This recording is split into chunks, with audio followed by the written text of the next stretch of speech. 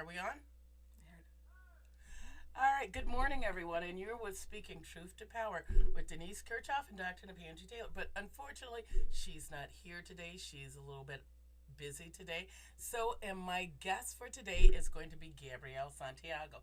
But before we start, I just want you to know you're watching WJZZ live streaming on Facebook, YouTube, Twitch, Twitter, and other top social media platforms. Like, follow, share, comment, subscribe.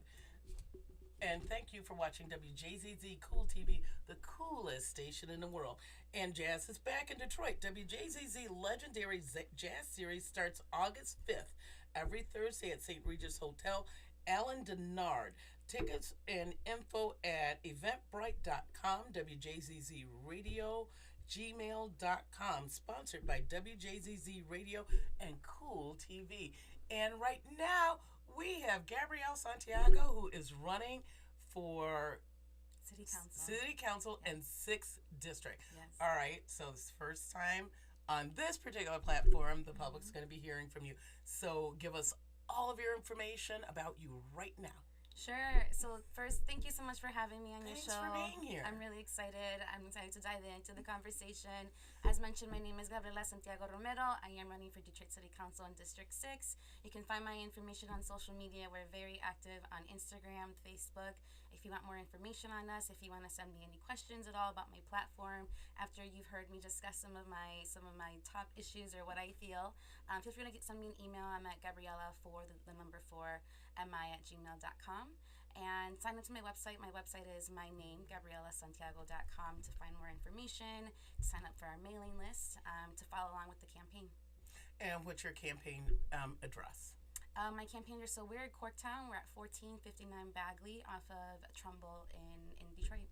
And also, don't forget to reach out for those people who want to help you door knock just before the campaign and get other people out to vote. They're out there listening this morning. Yeah. They're up having their coffee going, what am I going to do on the day of election, which is coming up? Yeah, election day is coming up. It's on Tuesday. Please come out. We will not be on the ballot, thankfully. We have made it to the general. There's only 2 of us that are on the official ballot. But on Thursday, my friend Denzel McCampbell will be on the ballot. He's running for city clerk. We have Proposal P on the ballot. So definitely go out. I'll be working all day election day. And then make sure to come back again on November 2nd. That's when I'll be on the ballot. And after you come out to support the elections for the primary, definitely sign up to support us. We'll be door knocking. We've been knocking since April, but we'll be doing that, phone calls, fundraising. Definitely sign up to support us. And I actually hear from your campaign manager, there's a possibility, people, if you haven't registered to vote, if you go to where your offices are, you might be able to register to vote. Yeah. So that's really exciting. The fact that there's an election and you know that there are probably people who are going, oh my goodness, we have an election in August. And I have the foresight of going, you know what, you can vote in November. So let me get you signed up. So now tell me about that. That's just great, I think. Yeah, so we've had neighbors stop by and be like, we haven't got my ballot yet. Where is it? We help them go through Secretary of State's website. We also let them know that you can go to the Detroit Department of Elections and you can register to vote there up until Election Day. So definitely check that out. We are able to register to vote up until Election Day, which is really wonderful. Right. So do that or stop by our office where we can definitely walk you through how to register to vote. You can also go to different satellite locations. One that comes to the top of my mind is one in Clark Park. So if you want to vote today, you can go to Clark Park. They're open every day up until Election Day. I believe it's a 9 to 5, and you can go vote right there. Oh, that's great. All right, people, you heard her. There's no excuse not to vote. Exactly. Gabrielle has made sure that you're going to have more than one way to vote. If you don't vote in August, she wants to see you in November. I want to see you in November because voting is power, and I think that's something we've learned during this election. Now, there seems to be you're in a very crowded field of people running for office, which I personally think is great because a politician once told me, if you run unopposed, you should run scared. Yeah. And and a lot of people don't understand what that's about. I mean, if nobody's opposing you, you should be scared of what's going on. What is the voter turnout? Are people really concerned? Now that you're running, tell us, what is one of your major platforms? Because I do hear environmental justice, and I actually hear about housing, because as we know, today is the last day of the housing moratorium. And literally, you've had people for 15 months that might have only been able to pay every other month in rent. So tell us tell everybody about what you want to do about that. Excuse Yeah. me. So that is something that's a very real fear for residents here in the city. And I know already there are a lot of grassroots organizations that are getting ready to fight, making sure that they show up to people who might be foreclosed on, that there might be some issues, so making sure that they're actually standing with them. I'm a community organizer. I come from grassroots organizing. I consider myself a movement candidate, and I think that we definitely need to be putting, if we need to, our bodies on the line to support our residents, and then also making sure that we are pushing for city council to extend the moratorium. If it's not going to be through the federal, can it be through the city council? Because the mayor did that. He was able to do that for water. The governor was able to do that as well. So making sure that we're pushing elected officials to be able to continue to do that for us, while we're making sure that our residents are able to stay in their homes. So it's from a lot of different fronts. It's making sure that we continue to have those policies set in place. So very excited to be able to support those efforts on the ground, to be able to amplify that message, to be able to advocate for that, to stay, because we still need it. People are still struggling. The pandemic is still here. Delta is very real and very scary for folks. So I believe we're going to still need those policies set in place. Now, as city council, would you be, because I have noticed this, I think it's one of the things that's happening in California right now. A lot of city councils are taking part of the huge amount of pandemic money, even though there is federal and state help to pay your bills. They're actually putting some of that money aside to help their residents. And this is like a city council move. And I've been, because I have a brother that lives in California, so I keep tabs on the fires and everything. And I see that there seems to be some pushback from, even in liberal California, from some of the mayors. And the city councils seem to be very adamant because they live in these neighborhoods and things. Now, as a potential city council person, how would you feel about that? Because didn't the city of Detroit, did they do 800 million? I don't quote me on this, people. Don't quote me. If someone knows exactly what the city council, what Detroit received in CARES Act money, please call in and let us know what that is, because I did know, but I interviewed so many people. I believe it's 4.4 million now and 4.4 million later. Right. So that's what we have going on right now, from what I know as well. And I mean, there shouldn't be pushback from what I see. The mayor has also laid out, I would love to see the line items in detail, but we do have buckets of different funding buckets. So he does want to put some of that in, making sure that we are addressing generational poverty, that we are sustaining our communities. For me, that means housing. That means that we're letting people stay in their homes, that we're allowing them supports, funding, resources to stay. So I believe that the administration is thinking in that way, or is at least talking about things that way. So it's about making sure that they follow suits, that they are very clear in the line items, that the money will be going towards making sure that people stay in their homes. But city council is going to look very different next year. We're going to, at least 4 folks aren't coming back out of the 7 seats. So regardless, I think we're going to have people who think differently, and I hope that we all do care enough to make sure that money does go into resources for folks to stay in their homes. Now, I'm going to ask you something, and I'm sure you've heard this a lot. You're young. Yeah. Young woman. Sure. And I think it's great. Young power. Yeah. You know, it's got, the baton has got to be passed. And I know you're a progressive. Okay. Why should let's pretend I live in your district. Sure. You knocked on my door. Yeah. Okay, Miss Santiago. Yeah. I've seen city council in my city at work. It does not work for me. Right. You only come around when you want me to vote for you. You're knocking on my door right now. You're talking about change. Yeah. Okay, I've heard this song and dance before.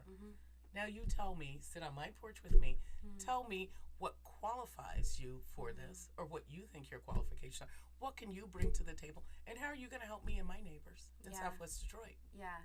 So I hear that all the time. It's a very common question that I get, and I appreciate the question. I think people should care about who's in office and if they're qualified and if they have the lived experience, the hearts. I believe that I have all of that. I am young, but growing up in poverty in Southwest Detroit made me grow up very quickly. I had to work at 15 years old as a waitress. I was in the service industry for over 10 years. First in my family to be able to go to college, first in my family to get a master's. Congratulations. That's great. I have a background in policy research and evaluation. I'm currently the director of a statewide organization, the policy research department of the statewide organization that I'm a part of. We, the People Michigan, Art Reyes, the third, is our executive director. So for me, I've been working for a very long time. I've been working very hard to be able to obtain the education that I need, the experience that I need, also the network that I need. I don't do this work alone.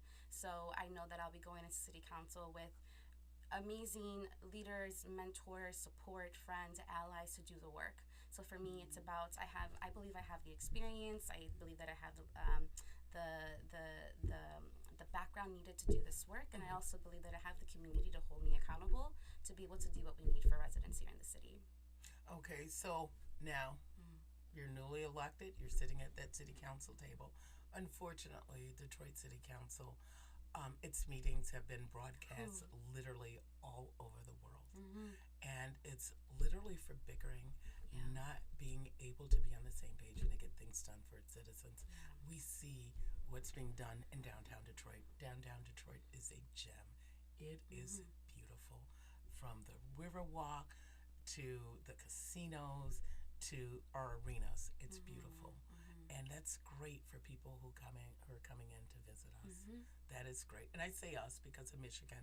You know, I've flown other places in the country, and I tell people when I was living in Ypsilanti, I'm like, I'm from Ypsilanti. Where's that? Is that in Michigan? Yeah, it's in Michigan. No, it's not. And then you literally have to tell people when you're in another country, you have to go to Detroit. So no matter where you go in this country or in this world, people understand Detroit. Yeah, and what they get is the beautiful picture of downtown. Yeah. But what about the people in the neighborhoods? For years, we have heard every elected official, everybody going into city council, everybody going into the mayor's office. We have heard, we're going to come to your neighborhoods. We're going to help with your neighborhoods. We're still waiting for that. We've been waiting for that since Coleman Young. So tell me, Miss, I want to be your new city council person. How are you going to go into that position? What is going to be different? Yeah, so I think how I'm going to go into the position is knowing that I am not the sole savior. I am not the one that can wave my wand and change everything completely. I think to your original point, people come in, they say a lot of things, and then they go away, and then you never hear from them again. I think that my current councilwoman, Raquel, does a really good job of engaging residents throughout the whole process. So she's very transparent. She's very clear about what is going on and what she is working on. So I think people at least know what to expect. They know what's going on. They know how to engage. She also does a really great job of really developing leaders within our district. So she has a leadership series where she brings in seniors, Black Club members, young people, people from across the city to be able to learn about the city process, about the budgetary process, about the different departments, so that us ourselves as residents are able to engage and act and know what's going on. I think part of the problem is that there is this mystification, there is this, the government is terrible and awful, and there's this big wizard. But completely honestly, I think this. People don't know what they're doing. They don't care. They often aren't showing up. They're often just fighting. They're just hearing themselves talk. They're not actually doing good work. So I think the difference is, for me, I will hope to do good work. I would hope to show them that government is working, that although it is slow, because believe me, I protested politicians my whole life because they are not functioning and working for us. And I think for me, I'm not going to lie, the government can be slow, the government can be really frustrating, but we should be working together on how to make it better. That's what I believe, that's what I want to do. So now, how are you going to do that once you have your city council meeting? Are you going to be going back into the neighborhood and having your neighborhood meeting? What does your tenure at the seat of the city council at that particular table, what does that mean for your neighborhood? How are they going to know what's going on? Because I know there's this big push to get everything out on the internet, not to save money by not mailing things. And there are a lot of seniors that just doesn't work for them. They're not tech savvy. Their grandchildren might not be around to help them out. Their phones might be limited. Their internet might be limited. What will you do personally? What will you do to make sure that those people who have been here, that are the backbones, that are going to be here, that are going to pass their properties on to their children and grandchildren, what are you going to do for those people? When you're elected, what are you going to do? What are your plans to reach out to those people? Yeah, so I'll continue to do what's been done, which is actually something that residents really appreciate. It's continuing to door knock every year. So currently my councilwoman door knocks every summer with a group of interns from local high school and college students. So she works together with the Grow Detroit Young Talent Program. They hire young people. She teaches them about canvassing. She teaches them about community organizing. She teaches them about constituent services. She's also a social worker, and I am too. So as social workers, you understand the importance of continuing to work in those relationships, to being held accountable, to showing up. It's about continuing that work. For me, I really appreciate the summer program where she's going out and knocking on doors, talking to seniors. That is definitely what I want to be continuing to do. I think it's why she's asked me if I would consider taking taking this race on and considering the seat, because I think she knows, as a social worker, as a community organizer, I currently work hand in hand with my community. I help start a mutual aid group in Southwest Detroit. About 20 of us, 20 volunteers. We came together during the height of the pandemic, and we raised $80,000, provided 300 families, direct food, direct aid, and we're still together. During the floods, we came together. We cleaned out about 10 homes at this point, 10 basements. So I'm a very hands-on organizer. I plan to be a very hands-on civil servant on City Council. I think that actually sounds great. And right now, people, you're watching WJZZ Live TV, streaming on Facebook, YouTube, Twitch, and Twitter, and other top social media platforms. Like, follow, share, comment, and subscribe. Thank you so much for watching WJZZ Cool TV, the coolest station in the world. And jazz is back in Detroit. WJZZ Legacy Jazz Series starts August 5th, every Thursday at the St. Regis Hotel. And on August 5th, there will be Alan Denard. Tickets and info at ebright.com, WJZZ Radio at gmail.com. Sponsored by WJZZ Radio and Cool TV, the coolest station in the world. I like saying that. Very Cool. fun radio I know it is. Very good. I remember it from when I was young. I used to fall asleep to WJZZ. It's the only way my mom could get it. Kids, calm down. So now let's get back to you running this race. So Sure. what has it been like for you? And like I say, I'm always going to ask you, Sure. what are you going to bring to the table? Because people are Yeah. going to come to you going, okay, let me tell you what's wrong. Oh, absolutely. Let me tell you. And I'm going to start with housing. Yeah. You know, being able to buy housing in Detroit. And it was so funny. My husband and I were actually looking at this. And he said, you know, they're selling these houses in blocks. Yeah. They're selling them in groups. Okay. Yes. He and I are just two people. Yeah. We can't afford to buy 5 houses. Exactly. We can't afford to do that. I can afford to buy one and rehab it. But we're not a large corporation and stuff. And there are young people here who've been here, and young people who want to come here and say, you know what, I want to build this. I want to make this. But unless you get 15 of them together and they all agree and they all want to buy houses in a block, I mean, how do you do that? I mean, how do you stop from, and I'm just going to use the G word, gentrification? Absolutely. How do you prevent that? What does that look like for City Council? Is that something City Council's willing to tackle? Or is the money too good to, like, pass up because you're auctioning them off? Yeah, well, I hope the money's not too good for us to be able to do the right thing. I hope that we decide to do the right thing first before the money, regardless of what it looks like. I believe City Council should be taking on gentrification, and we should be thinking about what that looks like. Some things that I was just knocking in 4204. It looks like a scene from, honestly, like an apocalypse. We have blocks and blocks of homes that have been burned. They're falling apart, and you have residents that have always lived there that want to buy those homes and remember the homes when every house was occupied. So you're right, we have residents that have always been here who may not be able to work on their home. There's so many issues when it comes to housing. The issues of people having homes, not being able to repair, folks that are living in places that are being gentrified.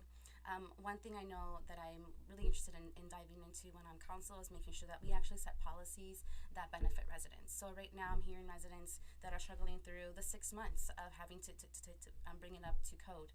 They don't have the resources, they don't have the connections to be able to bring in the construction workers, so they need support. So it's about making sure that we set policies that maybe extend that for folks. It's about making sure that we use our ARP money for grants so that they're able to work on those homes, and it's grants, not any kind of other loans. It's about giving them support. So for me, it's about having resources for them, setting policies in place, also making sure that we are not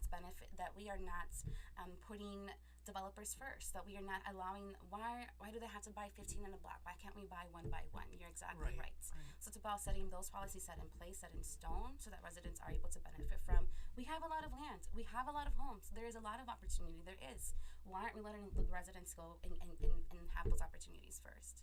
Right, because like my parents, when I was very little, I grew up in Detroit. They eventually moved to Grosse Pointe when I was a little bit older. And I go back to that neighborhood and I just keep thinking, I remember skipping rope with my friends on the block and stuff. I have all these great memories. And I think to myself, it was a really great childhood. You could walk to the store and stuff. we walk to church, we walk to Yeah. school. Some of those places still exist. Yeah. And there are a lot of people like me. You know, my husband and I are about to be empty nesters. We have a daughter going off to Michigan State, Right. two other kids off doing their own thing, one in grad school, one actually moving to Detroit looking to buy homes to work on. And it's hard for him. Yeah. And we're just like, we've got a little bit. We could go back and do this, but we can't buy 5 houses. And I could make it my home, and I could just be part of the neighborhood that make it that just turn it into the safe place it was when some people remember this, where you didn't have to come in until the street lights came on. Right. Yeah. And and I'm like, that was great. When I go through some of these neighborhoods, I don't see what it is. Yeah. I remember what it was. Absolutely. And there's a lot of us. We've moved out of the state. We've come back, and it's like, and all of a sudden, even my kids are looking like, Detroit is great. I wouldn't mind living there. It's great. So you have a lot of people like your age, because my kids are around that age, and they're looking to come back, and they're just like, well, I got to buy 5 houses. Right. What am I going to do with 5 homes? Yeah. And they're just like, I wouldn't mind being there. I want to be part of that community. And that would be just great. They're like, there's a lot of seniors. I want to work in that area. And there's a lot of that. And it just seems like there's so many obstacles right now. Yes, absolutely. I can't buy a house right now in my own neighborhood. Either homes are over 100K or they cost, around 50 to 80, and you still have to put in another 100 into them. And they have a ton of issues. They might have lead, they might have asbestos. So there's just a ton of things, a ton of barriers, as you mentioned. So I think it's not fair. I think the city should be doing more to make sure that residents are able to stay, to purchase homes, especially after thousands and thousands of people lost their homes because of illegal foreclosures. So for me, it is just incredibly heartbreaking across the board how we've had residents lose because of the city's overassessments, and thousands of them had to lose their homes. Many stories I hear of mothers living in cars with their children, and now they can't buy homes because of the complications and how difficult it is to purchase homes right now in the city of Detroit. So I don't think it's fair how difficult it is. I think that we should be doing more because it's the right thing to do. Now, as a member of city council, what would you say to your fellow council people? What would pretend I'm them. Tell us what we should be doing. Sure. So I think I'm really excited to figure out how we function together, how city council functions. But for me, it's about relationships. So definitely want to be making sure that I'm meeting with council people, that we are talking about what are our priorities, finding things that we both mutually agree on, making sure that we're working towards things that we can all agree on are important. I want to believe that there are council people, candidates right now running. Many of us are tooting gentrification. Many of us are talking about housing. So it's about making sure that we're putting to work what we're talking about, and we're putting plans to action. I'm very much an organizer who will come in with an agenda, who will walk out with next steps. So I will be going into each of those meetings with the other city council members. Sure, how's it going? How's work? Also, let's get down to business. What do you think? What can we do together? What are we going to do after this meeting? Right. And ladies and gentlemen, you're watching Speaking Truth to Power on WJZZ Cool TV. We have Gabrielle Santiago with us right now, running in 6th District for a council person. So please feel free to call in and ask her any question. You have her right here. You can get her live taped. So if she gives you an answer, you can hold her feet to the fire. So ladies and gentlemen, please call in at any time and we'll take your call. Now, one of the things I'm sort of concerned about here is like water and environmental justice. I've been seeing a lot on the news about a lot of illegal dumping. And I'm thinking, this is just horrible. So the city gets to pay for that, the neighborhoods get to pay for that. And what's your take on that? Yeah. What does the new environmental justice for the city of Detroit look like for you? We need to be proactive instead of being reactive. We've been very reactionary to the things that have been happening. We've been reactionary to the chemicals being dumped into our Detroit River. We've been reactionary to the flooding that we've seen during these last few rainfalls. I think that we need to be proactive and need to be serious and honest about global climate change and what that's going to mean for our cities. I'm actually very excited to be going into council because I believe that young people have really been on the forefront about climate change. We believe that it's going to destroy our lifetimes, our children's and children's and children's, and we really do think of it as something that we need to be addressing now. So for me, I'm excited about being proactive about what are we doing to protect our water, to protect our air, to protect our residents. What are we doing? What are the security set in place? What are the systems set in place so that what's happened already doesn't happen again? It's going to take a lot of money, I think. We're going to have to do a lot of work with the federal government, making sure that we are working our allyships there. But I know that for me, it's about taking this seriously, climate change seriously, and putting a plan plan in action. Also, evaluate currently what we have. So evaluating, do we have water? I know we just passed a water ordinance, so we have that. That's great. It's about making sure that we're doing more of that. So tell our viewers what the water ordinance is. Yeah, so this came out. It's been something that's been worked on very heavily through the Sierra Club and many other organizations. I believe my councilwoman's office has been also working very closely with them. And I believe it's about making sure that they hold corporations accountable when if something happens again, like the toxic chemicals being in the water. So it's about holding corporations accountable. It's about making sure that we have strong measures set in place so that doesn't happen again. Now, one of the things I have noticed is like the illegal dumping, the dumping of tires, the dumping of just literally everything, trash when you're cleaning out these homes. Yeah. And I'm sorry. I think the city's approach on that is, okay, we're going to warn you, don't do it again. Oh. And people do it again. This is your second warning. Don't do that again. Sure. We might fine you. Sure. And I'm thinking, okay, if I was doing that dumping and all I'm really going to get is warning and you're going to clean up my mess, I'm just going to thumb my nose at you. So, and I just personally think the punishment should be a bit more. And I feel like, and I have friends that live here, and they say, I feel like the dumpers, the people who do the illegal dumping keep doing it because there does not seem to be any severe consequences. I mean, I tell you what, I guarantee you, go out to Ann Arbor, even in a bad neighborhood, and dump a load of tires. Yeah. You will have the Washtenaw County Police chasing you down the freeway. You are going to come back. Our prosecutor's going to prosecute you.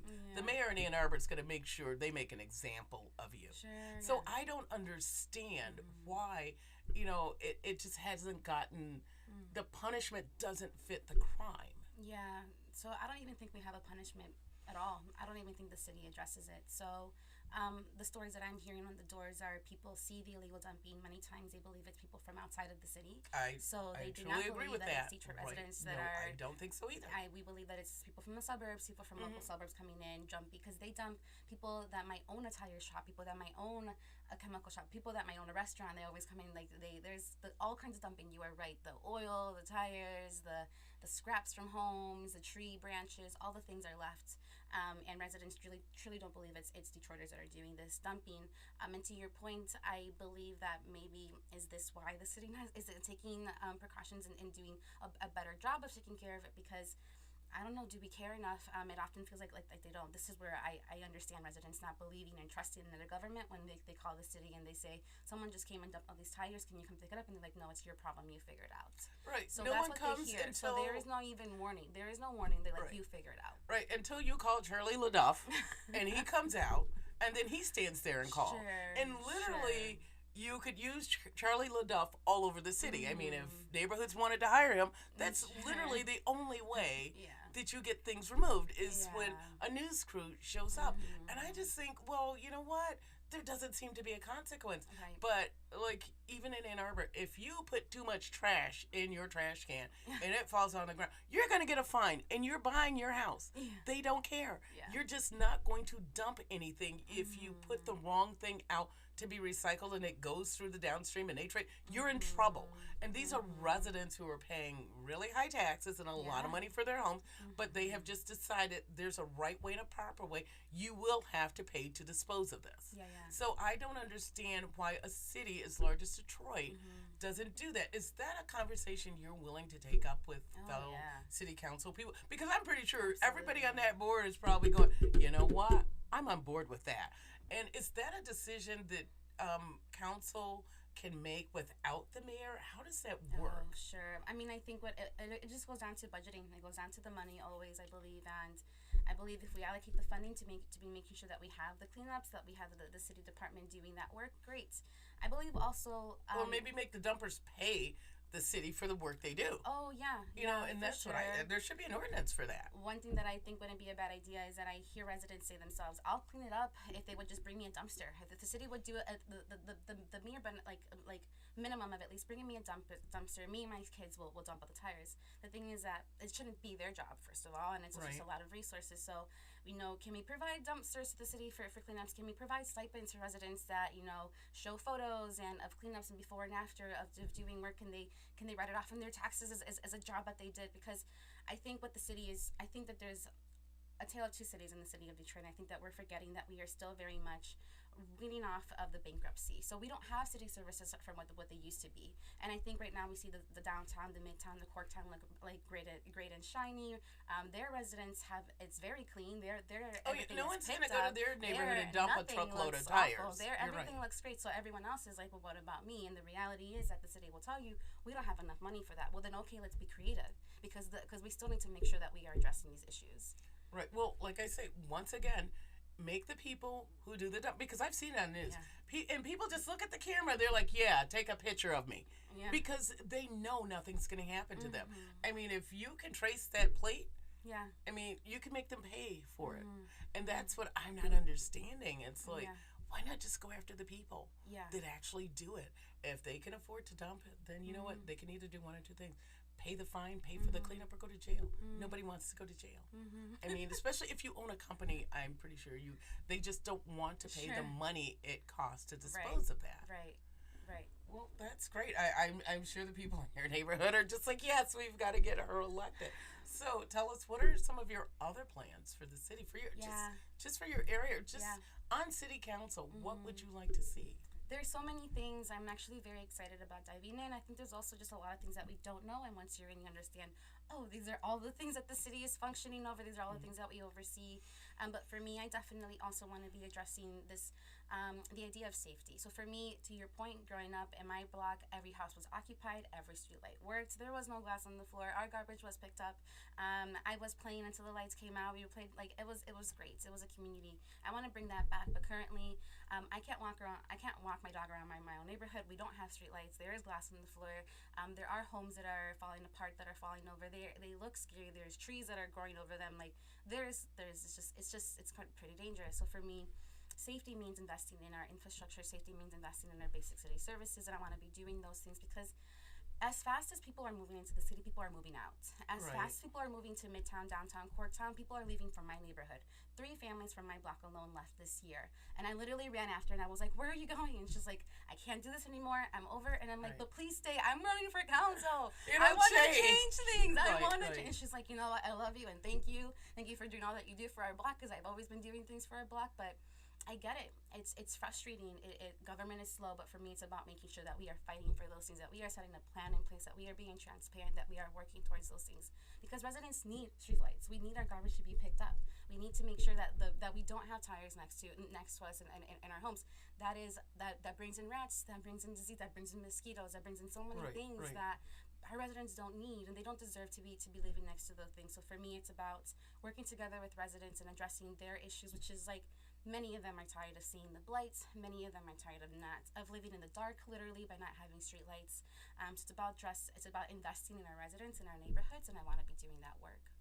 Okay, that's great. I don't blame you. I completely understand. Now, one of the things I do want to touch on too is like the constant flooding in Detroit. As we know, we have FEMA that has just recently moved in. But there's something I've noticed on quite a few Facebook pages.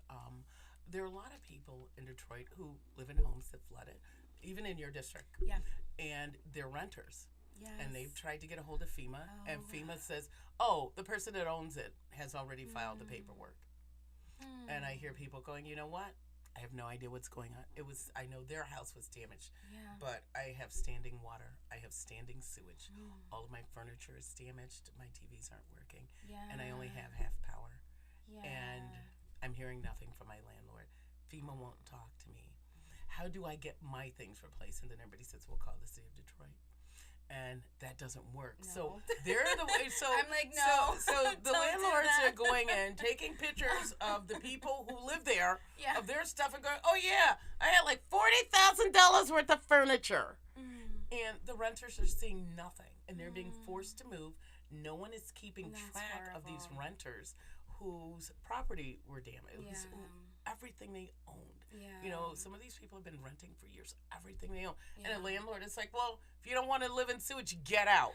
And they want you Yeah. out because now they They can can fix up clean their it house, up. but they're Absolutely. keeping all of the money. Yeah. So, what is being done about that? How is That's City Council horrible. going to handle that? Because Yeah. that's an everyday, that's happening right now. Yeah. There are people, like in Southwest Detroit, families living in their cars. Mm. Landlords won't even, they're like waiting for FEMA, but they won't tell them anything that. And when they call FEMA to try to apply to get their furniture, to even get a hotel, well, you got to talk to your landlord. And I'm like, okay, this is like the dog chasing its tail in a circle. Yeah. What do they do? Yeah, no, this is the first time actually, but that makes complete sense why that's happening. This is the first time that I'm hearing this with how it's happening and the situation with renters, but it makes complete sense. I actually would not recommend going to the city of Detroit. I would recommend calling your congresswoman, my congresswoman Rashida Tlaib. That's why I said congresswoman. I would recommend calling your congressperson. There's also a FEMA office. I am blanking on the name or where it's located right now, but if you Google, there is a FEMA office. It's a community office that was brought into Detroit. I would go into the office directly. I would call your congressperson in my district. That's Congresswoman Rashida Tlaib. They have more resources. They have more people. They should be working directly on these. They have caseworkers. As city council members, we should be working with our residents to make sure that they connect to the council person, to the congressperson, that they have a case number, that they're able to receive those resources. That's what I would do, because that's why we should be working together with all levels of government. We should be supporting our residents and guiding towards the solutions. What's frustrating to me is that if you send them to city council and they're like, we can't help you, people just give up, and then they quit. They once again don't trust government. It's just like, no, if city council just can't do it, go to your congressperson. I have a son who actually lives in Southwest Detroit. Him and his girlfriend were renting, and they're actually going through that. And I'm an advocate, big advocate. Yeah. And I'm like, let me handle. No, mom. I'm like, dude, no, mom. Yeah. And I'm like, so do you guys call FEMA every time we call? Talk to landlord. I'm like, what's the landlord say? Get out. That's awful. And everything and they had bought all the furniture, washer, That's dryer, awful. everything brand new. They have pictures of it, but they can't do anything. Now it's all of their stuff that's destroyed, but they're contacting the homeowner. And he's just like, basically every day, get out. That's This is awful. and should be I'm a an policy advocate. set in place. And he's like, there's nothing we can do. That's And awful. he's like, well, prove you're renting. You know, and he's even talking about some of the neighbors that are living, and he's in Southwest Detroit. He goes, Mom, Yeah. it's sad. There are Yeah. people living in their cars because they cannot go into their homes. Yeah. And there hasn't been, and I have seen, and I'm not taking anything away from the congressmen and, you know, the senators and stuff that have walked the neighborhood.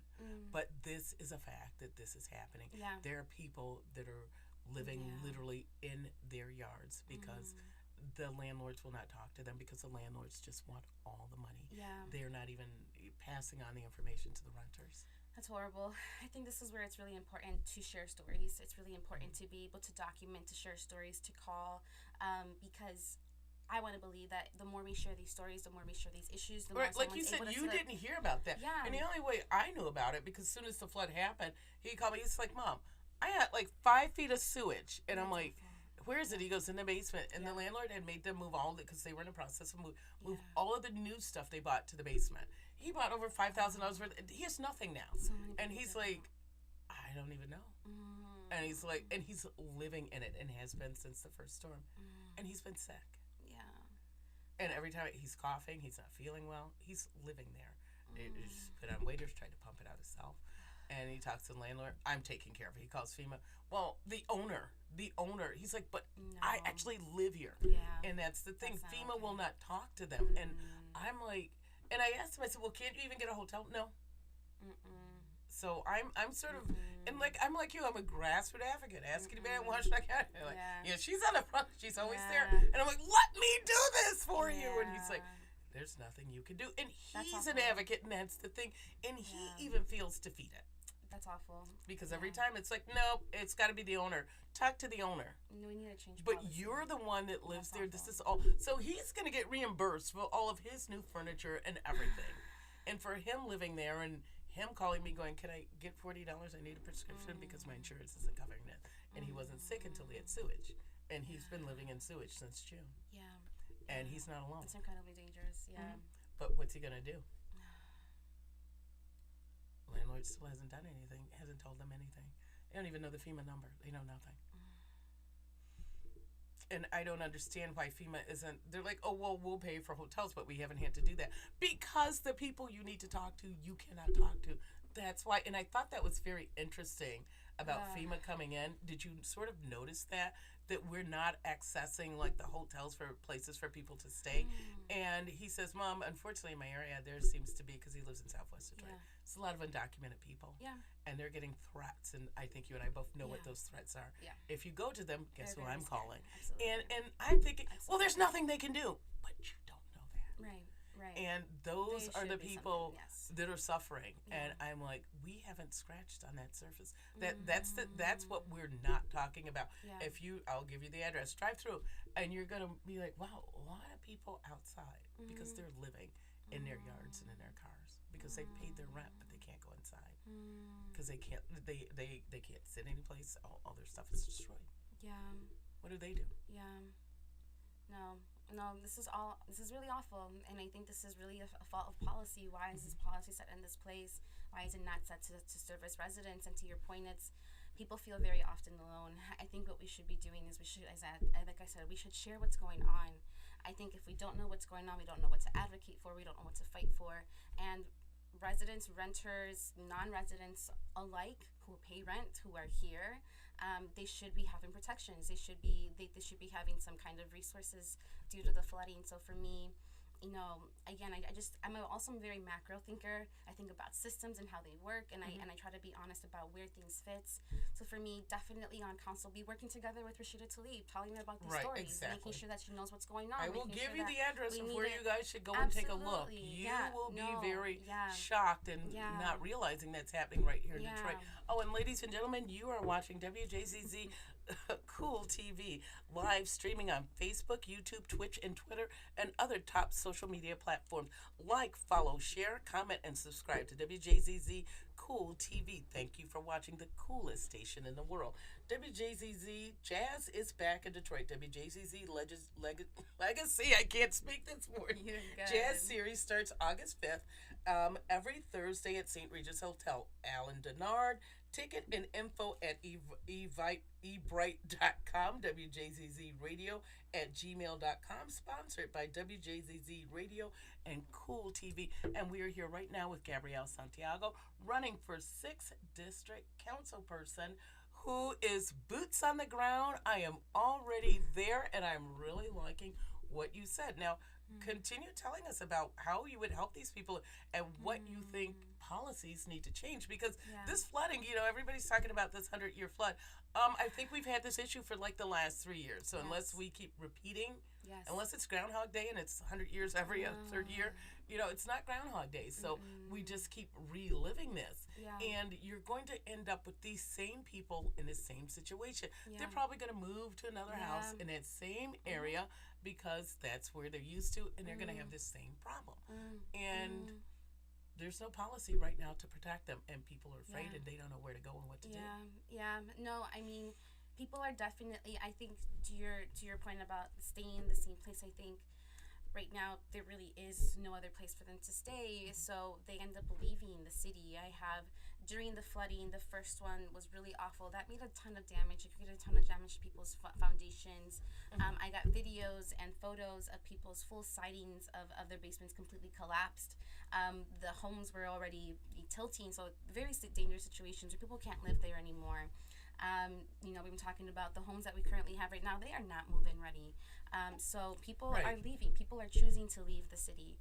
And I think unless we set protections in place, unless we look at our budgeting, our policies, and take that seriously, people are going to continue to move. And I can't blame them. I can't blame them for having the government not work fast enough, the government not serve them, not provide them for what they need, and them going to Lincoln Park, Allen Park, Southgate, because there they understand that at least they'll get their garbage picked up. At least they won't experience this incredible amount of flooding. And that happened in my neighborhood. I live right down the street from 94, and it's really scary how the torrential rain happened, and then it rained for an hour, 3 days later, and people's basements were already flooded because the damage has been done. I believe unless we take infrastructure seriously, it's just gonna add on. People, like, it was very little rain that happened and people's homes were still flooding. That didn't happen in the past. It's because something, like, there's already an overwhelming amount of water. We don't have the infrastructure set in place, and now any amount of water, that any kind of rain that happens, leads to some kind of flooding in people's homes. So for me, it's about taking it seriously, because people aren't gonna wait anymore. And as you know, the administration wants us to have more residents, grow our population here. We are losing it at a rapid rate because we're not addressing these issues. Right. Now, what I have noticed is a lot of communities that are, let's just say, the people in office, it's starting to change. Younger, older people, more people who are more transparent on both sides. I won't just say Democrats, but Democrats, Republicans, but people who just want to get in and roll up their sleeves and do the work. Yeah. And what I've been seeing out in California is they have these groups in city council. They have I want to call it a PA program, and it's a public advisory.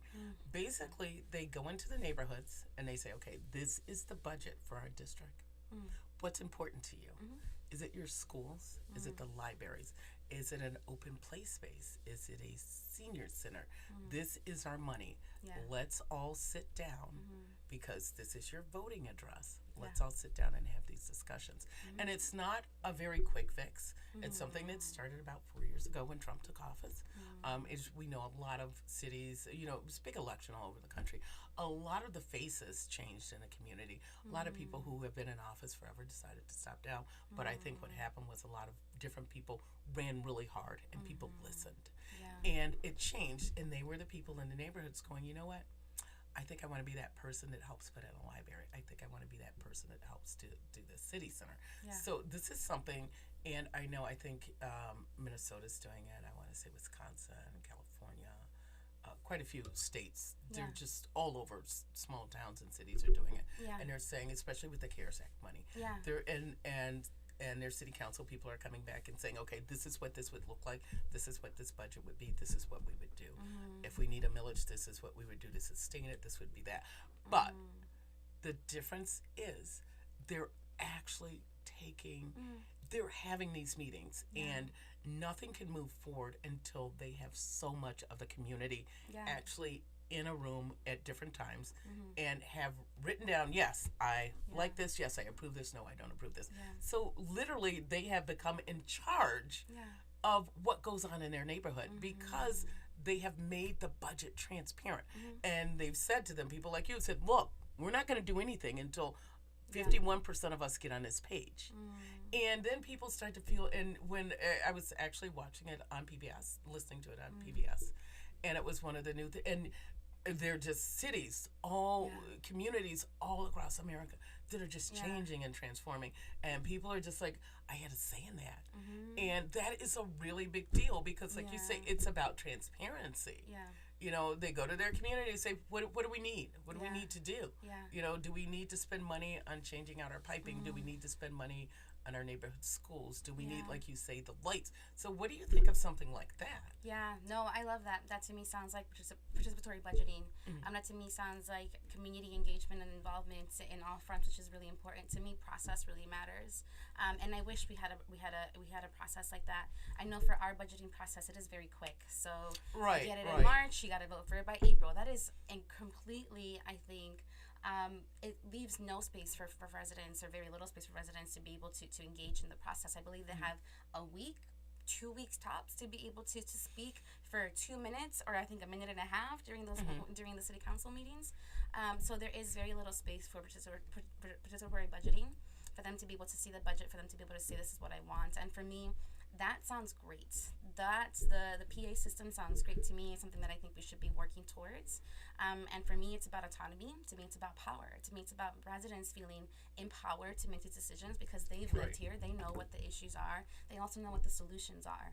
So definitely would love for us to be doing that work. I know for myself, I'm already thinking about doing that outside of whatever the administration does or whatever the council as a whole does. I definitely want to be going through the budget together with residents, having community meetings, sending out through the newsletters, and I use social media as platform as well. So on Instagram, I constantly go on live. I share those on Facebook. So sharing that information as well. So hitting them in person, online, on lives, and using the space of time that I do have to engage them and involve them and letting them know what the budget looks like and hearing from them what they want the priorities to be. Because I also believe that budgets are a moral document. They do show your priorities in your and what you want. And for us, I want to make sure that we are prioritizing residents and what they need. Okay. Well, I'm sort of looking forward to seeing what the new city council is going to look like. Yeah. Now, one of the things I'm concerned about is Proposal P.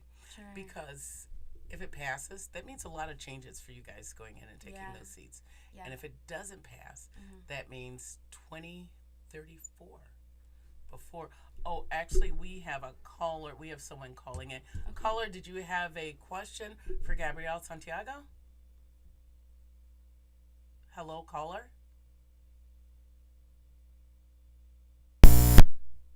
Hello? Okay, we are trying to connect with a caller. And caller, I guess, as soon as you... Hello? All right. Oh, hello? Hello? Yeah. Caller, Hello? do you Hi. have a Yes, hi. I question? got a question for your guest. So I guess maybe possibly two questions. First of all, looking at the population of Detroit recently, it's, it's under 700,000. And during its heyday, it was, over 2 million people. So I guess my question is, we need, obviously, people to move into the city, and there's plenty of opportunity for that. So what is the idea of worrying about, what's your idea of what is gentrification when we need people to move in? Sure. That's one question. And then I guess the other question is also concerning, the amount of houses that are dilapidated and are just kind of like being sold in blocks. It seems to me like there's a perfect opportunity. We've had a lot of people that we consider essential workers, people that have worked, at the grocery stores, delivering pizza at the fast food places. The state is willing to offer them education if it's their first degree. How about, is there a way that we can streamline sort of getting them into some of these empty units that they can start working on, rehabbing and that type of thing? And even in the areas where, even if there's more housing that needs to be made, I mean, just a couple of blocks over from the studio where you're at, there's like a large open field that used to be obviously houses that you could probably put 20 houses up, in I don't know, a matter of a couple of months. So I guess that's my question. Thank you. Caller. Thank you so much for those questions. I really appreciate them. Please, if anybody else has any, this is great. So to your first question, gentrification, and I completely hear you. I know that we do have a huge need in making sure that we have more residents coming into the city. But as I mentioned, for me, so let me just be very clear. I am all about having the residents come. I'm all about making sure that we're developing. You said it yourself, downtown Midtown is beautiful. I agree. I like that we have brunch spaces. I like that we can bike around safely in those areas. I think the issue for me is, as I mentioned, as fast as people are moving into the city, people are moving out. Right. So it's not about gentrification being bad. It's about us not focusing on making sure that residents can stay and have what they need. I also want people to be moving into the city. They don't want to move into a city that doesn't have streetlights. They don't want to move into a city where the basement gets flooded. They don't want to move into a city where the garbage isn't being picked up. Right. So we have very limited areas that are being focused on, that are being invested in, those areas that are being gentrified, while the rest of the city has to wait, the rest of the residents have to wait to be able to receive their basic city services. So for me, I'm not against new residents coming in. I am very excited about developments. I'm excited about Corktown bringing in this mixed-use development that I've talked to folks, and there is going to be, I've asked the residents that are currently living in those apartment complexes in Clement Gardens, they've been worked with to be relocated in Corktown still and to still be paying their same rent. So it is possible to have residents stay paying the same amount of rent, which does help combat the gentrification of pricing and the rents going up, and they can stay where they live. That is great. We should be doing more of that, but we should be investing in our neighborhoods where people are moving out, and as quickly as people are moving in. And people, if we don't have nice neighborhoods as a city as a whole, people aren't going to stay here for more than 3, 4, 5 years. They're going to leave. If we don't have the states investing in our schools, people aren't going to want to have their families here. So it's nice to have nice young people, with no children right now. But what's going to happen later when they want a city that has full functioning schools, full functioning civil services? So that's what I'm advocating for, is a city that does that for all of us. To your second question, I think it's a really great question and a really exciting one, because I love the idea of making sure that we are providing frontline workers, those of us, those folks that have been in the front lines, with more aid and support. I was on a panel this week, and I really love the idea that Commissioner Nicole Small, who's also running for City Council at large, she mentioned we have a lot of empty buildings, a lot of empty schools. Why aren't we using those schools and remodeling those for fair and affordable housing? That would be great. So we could be using those spaces, turning that into affordable housing. We already have it. Right now we're hearing that developers don't want to build new development because it's so expensive to build. So they're not gonna get the rate of return for their money, for their investment. So okay, let's reinvest in an existing infrastructure. Let's build affordable housing there and be able to provide those. Yes, afford those to be offered first to our frontline workers. So I think there's a lot of opportunity, a lot of creativity that we can be diving into. You're absolutely right. And people, you have been watching Speaking Truth to Power on WJZZ Cool TV, streaming live on Facebook, YouTube, Twitch, and Twitter, and other social media platforms. Please like, follow, share, comment, and subscribe and thank you for watching WJZZ Cool TV, the coolest TV in the world. Jazz is back in Detroit. WJZZ Legacy Jazz Series starting August 5th every Thursday at St. Regis Hotel. Alan Drummond this Thursday. Tickets at ebright.com. WJZZ Radio at gmail.com, sponsored by WJZZ Radio. And this morning we have had Gabrielle Santiago on our show. And thank you, callers, for calling in. Thank everybody for watching, listening. And I tell you what, Gabrielle, we will have you back after everybody's elected, after the primary. Do you promise to come back? Because I think you have some really great ideas. Because now then you'll have an idea of what everybody else is talking about and how and what this looks like. And I think when we have her back at that time, people, I think we might just open this up to the public. So you can do our show at the same time, but you can speak to the community that, that you have to serve at the same time. Yeah, that'd be great. I would love to. Right. Yes. Thank you so much for showing up so early in the morning. I'm Denise Kirchoff. My co-host is Dr. Nakpangi Thomas, who's unfortunately not here today. She had other things, and that's perfectly fine. And we've had Gabrielle Santiago with us, who will be running for 6th District City Council seat. So, and don't forget, August 3rd to get out and vote. You can register the same day of voting, but no matter what, please register, please vote. I think